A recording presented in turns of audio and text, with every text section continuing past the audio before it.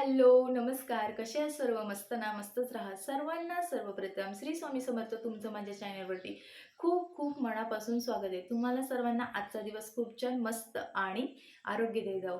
तर आजचा टॉपिक आहे ज्यांची लग्न जुळत नाही आहेत, ज्यांची लग्न करायची आहेत, पण काही नाही तर काही विघ्न येतात, प्रॉब्लेम्स येत आहेत, समस्या येत आहेत आणि मध्ये काहीतरी डिस्ट्रॅक्ट होतोय, त्यासाठी आहे आणि हा रिक्वेस्टेड व्हिडिओ आहे. तेजलताई स्पेशल तुमच्यासाठी पूर्ण सरनेम सकट नाव घेत नाही आहे, सॉरी. कारण की कसं आहे, हा प्लॅटफॉर्मवरती कोणाचे सरनेम मी मेन्शन करणार नाही. असो, पण त्याच्यातही तुम्ही सांगितलं त्याच्यामुळे ही सेवा घेण्यात आली. आपल्या केंद्रातून काकींना विचारून ही सेवा घेण्यात आली. तर सेवा ही आहे की तुम्हाला तुमची जी कुलस्वामिनी असते, कारण की स्वामींच्या मार्गात एक आहे, नियम आहे. इव्हन तुम्ही पारायण करा किंवा कोणतेही सेवा करा किंवा तुम्ही स्वतःही आपण नित्यसेवेमध्ये सुरुवात करतो. कुठलीही सेवा तुम्ही फर्स्ट टाईम जेव्हा करत असता तेव्हा आपल्या कुलदेवताचं किंवा कुलदेवीचं नाव घेतल्याशिवाय सेवेला सुरुवात होत नाही. स्वामी महाराजांचा एक नियम आहे म्हणजे ह्या सेवेमध्ये, की तुम्ही स्वतः तुमच्या देवीला व कुलदेवताला स्मरण करून मग माझं नाव घ्यायचं असतं. गुरु आहेत, आपण स्वामी महाराजांना गुरु मानतो. गुरूंपेक्षा सर्वश्रेष्ठ असतील ते आपले कुलदेवता आणि कुलदेवी हे. तर आपल्याला जी सेवा सांगितली आहे ती ही सेवा आहे का तुमची जी कुलस्वामिनी असते त्या कुलस्वामिनीची तुम्हाला 11 मंगळवार वटी भरायची आहे. जी ओटी असते ती भरायची. तर ज्याची त्याची कुलस्वामिनी असते ती वेगवेगळी असते. कुलदैवत वेगळं असतं, कुलस्वामिनी वेगळं असते. जसं आमचं कुलदैवत हे ज्योतिबा आणि कुलस्वामिनी ही तुळजाभवानी आहे. तर तशा प्रकारे तुम्हाला वटी भरायची आणि ती तुम्हाला वटी जाऊन तिथेच भरली तर अतिउत्तम. ज्याची ज्याची कुलस्वामिनी वेगळी असते. पुन्हा एकदा सांगते, जसं काही-काहींची काळूबाई असते, काही-काहींची महालक्ष्मी असते, काही-काहींची आमच्यासारखी तुळजाभवानी असते, काही-काहींची देवीप्रमाणे नावं असतात, त्या प्रमाणे त्यांच्या कुलस्वामिनी. फक्त हेच नाही आहे का महालक्ष्मी, तुळजाभवानी किंवा काळूबाई हेच नसतात, अदरवाईज पण असतात. म्हणजे एक मावलादेवी असते, वरदानी असते, असे भरपूर असतात. आपण आपल्या फॅमिलीला विचारायचं असतं. जी मुली किंवा मुलगा करत असेल तर त्यांनी प्लीज तुमच्या फॅमिलीला विचारायचं, की घरात जे मोठे असतील, आजी-आजोबा किंवा आई-वडील ह्यांना विचारायचं. काही-काहींना माहिती नसतं खरंच, काही-काहींना खरंच माहिती नसतं आपले कुलस्वामिनी कोण आहे. कुलदैवत माहिती असतं काही-काहींना, पण कुलस्वामिनी माहिती नसतं काही-काहींना. सो त्यांनी पहिले फॅमिलीला विचारावं, मोठ्या माणसांना विचारावं आणि मग नंतर तुम्हाला 11 मंगळवारी त्यांची ओटी भरायची. जसं आमच्या इकडे कोकणात आमची कुलस्वामिनी जी असते आमच्या गावीच असते. असं नाही आहे की इथे-तिथे, जसं इथे माझ्या सासरी कुलस्वामिनी माझी तुळजाभवानी म्हणजे तुळजापूरला आहे. तसं काही-काहींचं ज्यांचं गावी असेल त्यांनी एक पहिला जो मंगळवार असेल त्यांनी गावी जावं, त्यांची वटी भरावी. बाकीच्या दिवशी तुम्ही जर त्यांचा फोटो असेल किंवा फोटो काढून घेऊन ये, तो फोटोचं फ्रेम भरा आणि खरं सांगू कुलस्वामिनीचा फोटो हा ज्याच्या त्याच्या देवारात असावा किंवा डाग तरी असावा असं बोलतातच आणि स्वामी मार्गामध्ये सर्वात पहिले हेच सांगितलं जातं. तर प्लीज होता होईपर्यंत तुम्ही तुमच्या कुलस्वामींचे किंवा कुलदेवीचे डाग किंवा फोटो ठेवा. पहिल्या मंगळवारी तुम्हाला तिथेच जायचे जिथे असेल तुमची कुलस्वामिनी, ज्यांची गावी आहे त्यांनी गावी, ज्यांची महालक्ष्मी आई आहे तिकडे जावा, तुळजाभवानी, कालूबाई कुठे असेल तिकडे जावा. तिथे तुम्हाला फर्स्ट टाईम वटी भरायची. वटी कशी भरायची ते तुम्हाला मी सांगते. वटीत तुम्हाला ब्लाऊज पीस घ्यायचा आहे, नारळ घ्यायचा आहे एक. परत ज्यांना हौस म्हणून गजरा वगैरे ठेवायचा असेल तर त्यांनी गजरा वगैरे पण ठेवा. हळदी, कुंकू, आमच्याकडे थोडी साखरही ठेवतात. आम्ही देतो देवाला थोडं तरी त्याच्यात, असं देतो. तुमच्या पद्धतीने तुम्ही. पण काही लोकं नाही ठेवत तुमच्याप्रमाणे. ज्यांना गहू ठेवायचे, काही तांदूळच्या ऐवजी गहू ठेवतात, जसं पाहिजे तसं. आणि हळदी, कुंकू वगैरे ठेवून खण आणि नारळ असं बोलतात, सॉरी चुकलं. खण आणि नारळाने वटी भरा आणि तुमच्या जी कुलस्वामिनी तिची वटी भरा आणि त्याच्यानंतर पहिल्या मंगळवार तुम्ही असं केल्यानंतर त्याच्या पुढच्या मंगळवारी तुम्ही जमल्यास तुमच्या घरी जर फोटो असतील तर घरी हे करा. पण तुळजाभवानीची मंदिरं म्हणजे जर मी तुम्हाला सांगते किंवा महालक्ष्मी आईचे असे मंदिरं काय जवळ असतात. जसं आमच्या आजूबाजूचे जे गाव आहेत तिथेही अशी तुळजाभवानीचं मंदिर आहे. जसं शेंद्रे म्हणून माझ्या इथे जरा जवळ गाव आहे, तिथेही तुळजाभवानीचं मंदिर आहे. आम्हाला तुळजापूरलाच जावं लागेल असं नाही आहे.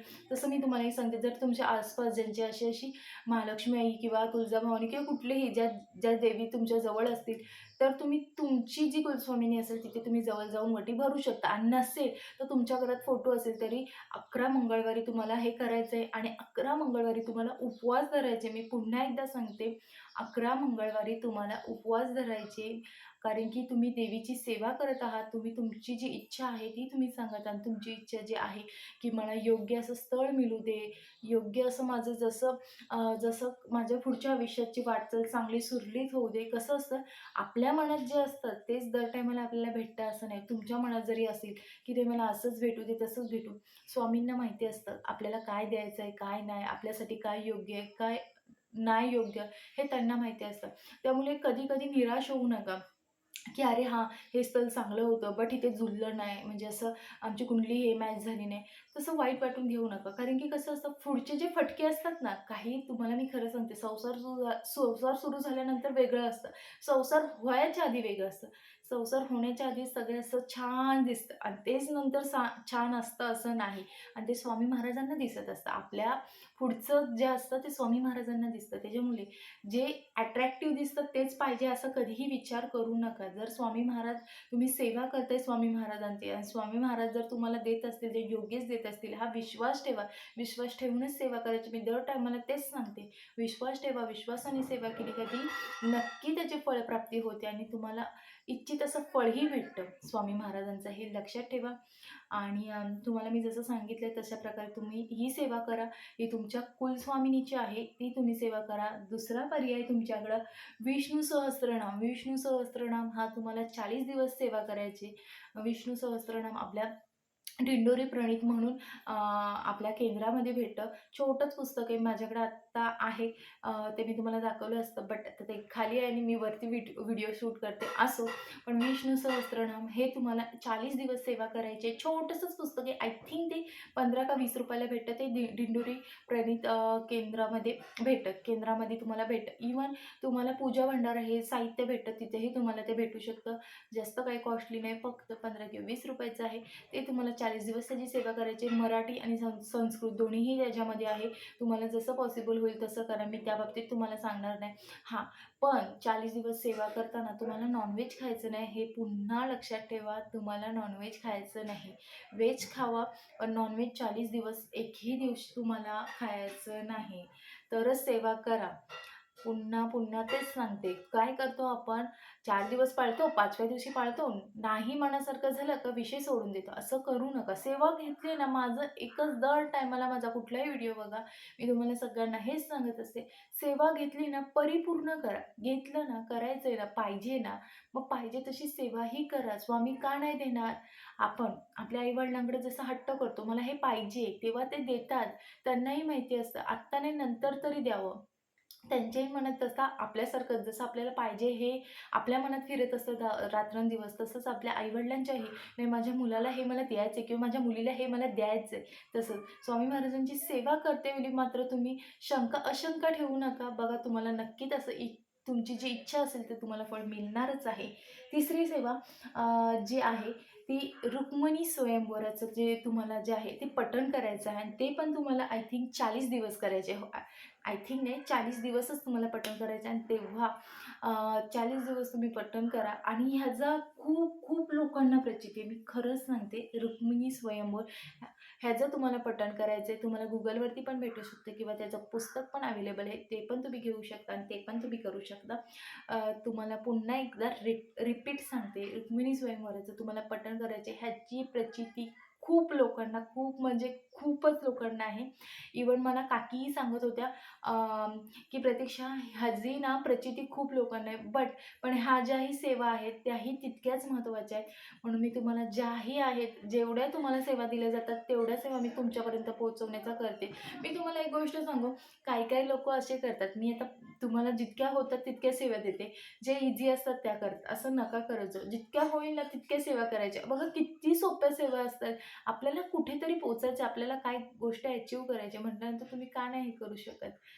नक्की हे पण करून बघा. तिन्ही सेवा करा. चौथी सेवा आहे जी तुम्हाला हां, गणपती बाप्पाची आपला जो विघ्नहर्ता आहेत त्यांची सेवा करायची आहे. तुम्हाला 21 दिवसाची ही सेवा आहे. म्हणजे 21 मंगळवारी अशी तुम्हाला ही सेवा करायची आहे. जी नागिनीची, ज्याला खायची पानं बोलतात, ती 21 पानं घ्यायची आहेत आणि ती आपल्या गणपती बाप्पाला त्याचा हार करून तुम्हाला घालायचे आहे. पुन्हा एकदा सांगते, 21 मंगळवारी तुम्हाला आपल्या गणपती बाप्पाच्या मंदिरात जाऊन 21 पानांचा, नागिनीची पानं त्याला बोलतात किंवा त्याला खायची पानं असंही म्हटलं जाते, ते तुम्हाला ती सेवा करायची आहे. आणि दुसरी आता 5वी सेवा आहे, ती तुम्हाला सांगते. 5वी सेवा ही शंकरांची आहे. म्हणजे आपल्या शंकराच्या मंदिरात तुम्हाला जायचे आणि तुम्हाला 11 सोमवार करायचे आहेत. 11 सोमवार तुम्हाला 108 पानं तुम्हाला जी बेलाची पानं असतात ती तुम्हाला शंकराच्या पिंडीवरती व्हायची. हेही करू शकता, हे आई-वडीलही करू शकतात, तुम्ही स्वतःही करू शकतात. पण तुम्हाला तेव्हा नॉनव्हेज ऑब्व्हियसली मला खूप लोकं माहिती आहेत, गुरुवार, मंगळवार आणि सोमवार ह्या दिवशी खूप लोकं नॉनव्हेज खातच नाहीत. बट तरी पण मी सांगते, नॉनव्हेज खात नाही हे जरी झालं तरी पण मी तुम्हाला हेही सांगेल, अ, जर तुम्ही उपवास केलाय 11 सोमवार तर तुम्हाला त्याचं इच्छित असं फळ मिळतं. कारण की खरंच आहे, मी ह्या गोष्टीचंही मला माहिती आहे. ही गोष्ट मला पर्सनली माहिती आहे. बाकीच्या सेवा मी मठातून केंद्रातून घेतलेल्या आहेत. पण ह्या मला माहिती आहे, की ही सेवा जर तुम्ही केली तर तुम्हाला खरंच ह्याचंही फळ तितकंच आहे, जितकं रुक्मिणी स्वयंवराचं मी तुम्हाला सांगितलं. कारण की मी ह्या सेवेचा अनुभव ऐकलेला आहे. खूप मुली आहेत ज्या चांगल्या-चांगल्या, म्हणजे मी माझ्या जवळचं जे आहे ते सांगते. माझी एक अशी जवळचीच फ्रेंड आहे. तिच्या बाबतीत पण झालेलं आहे. ती बँकेत जॉबला होती. पण तिच्याप्रमाणे स्थळं येत होती. पण तिला जसं फ्रीडम वगैरे खूप मुलींच्या खूप काही अपेक्षा असतात. त्यांच्या शिक्षणावाईज त्यांच्या अपेक्षा असतात. तर तिचं होतं की मला असं-असं भेटावं, तसं-तसं भेटावं. तिला छान स्थळं येत होते, छान दिसायला, फॅमिली बॅकग्राऊंड छान होतं. पण तिला जो फ्रीडम पाहिजे होता, नुसतं तिला शिक्षण वाईज नको पाहिजे होतं. कारण शिक्षण आहे, बट तिला फ्रीडमही तितकाच होता. कारण की सगळ्याच मुली ॲडजस्टमेंट करत नाही. नंतर ते वादविवाद होऊन नात्यांमध्ये दुरावा होतो. त्याच्यामुळे ना, होता होईपर्यंत जेही तुमचे असतात, तुमचे जे विचार असतात ते पुढच्या माणसांना कळू द्या, समजू द्या. ॲडजस्टमेंट तुम्ही आयुष्यभर ॲडजस्टमेंट करू नाही शकत. त्याच्यामुळे जेव्हाही तुम्हाला लग्न करायचे, तुम्ही पुढच्या माणसांना पण सांगण्याचा प्रयत्न करा. नाही, नाही मला हे गोष्टी हव्यात आणि ह्या गोष्टी पाहिजेत. का नाही?